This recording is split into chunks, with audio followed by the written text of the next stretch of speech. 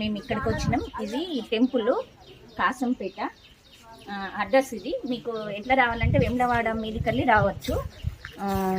మా కాసంపేట గన్నేరువరం మండలం మానసదేవి టెంపుల్ ఇందులో ఉంటుంది. మీకు లోపల చూపిస్తా.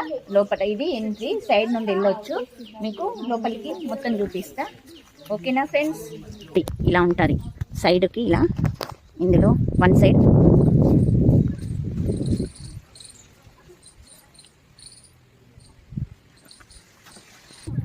మధ్యలో శివయ్య ఉంటాడు.